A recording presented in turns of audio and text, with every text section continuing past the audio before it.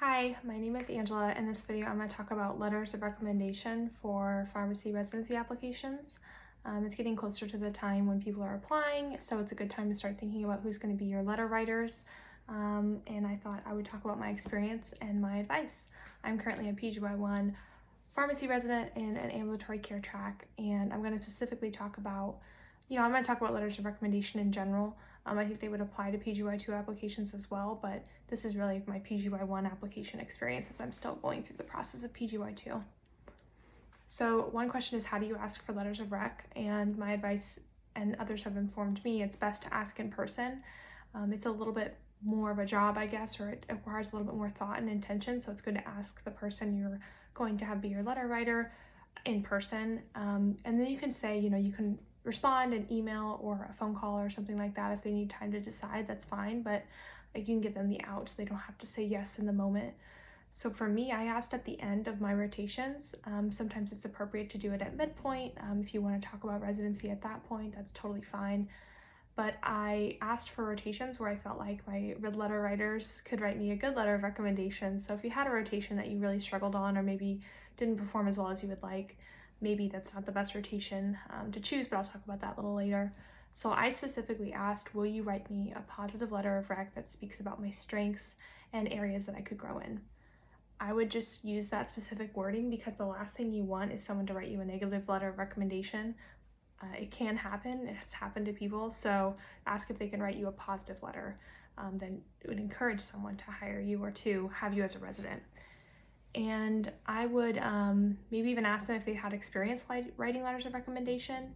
That's really good because they have had this process happen before. They kind of know what to assess you on and to talk about. So that would make me as a student going into applications worry a little bit less if they're used to doing this kind of thing. So you probably can understand the fact that letters of recommendation are someone else talking about you, who you are as a person, as a candidate, as a future pharmacist, to get an outside perspective, because you subjectively evaluating yourself is not as good as someone else objectively evaluating your skills, your strengths, weaknesses, personality, things like that. So most programs require 2 to 3. I would see usually 3. I don't know if you could do 4. Some programs probably wouldn't object to that. They may only read 3 because they're doing a lot of different applications, so they may not read your 4th letter.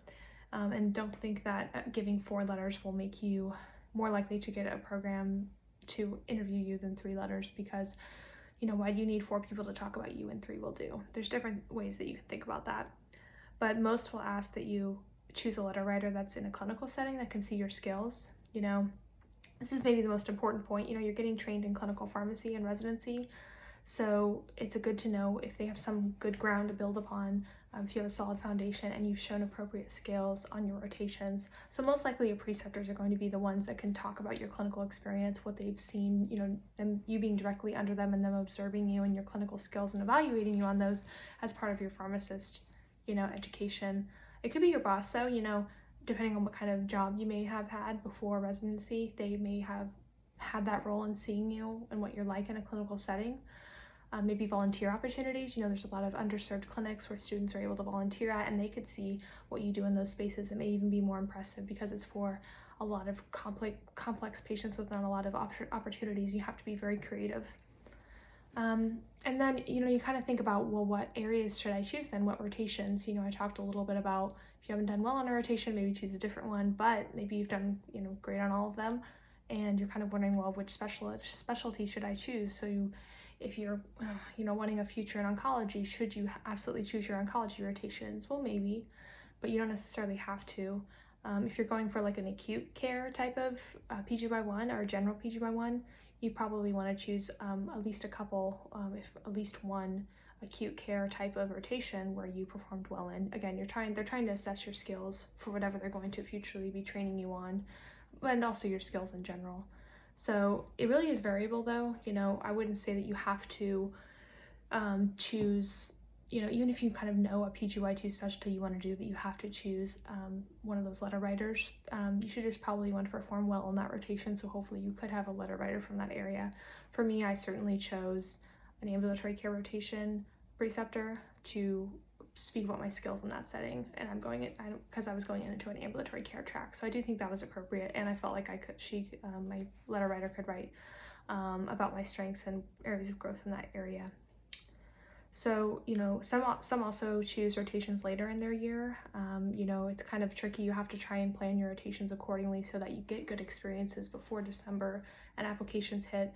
But people maybe try to choose the October, November rotations because they've had a couple of rotations under their belt to get good and to understand, and that way they can have a little bit more skills for their letter writers to talk about.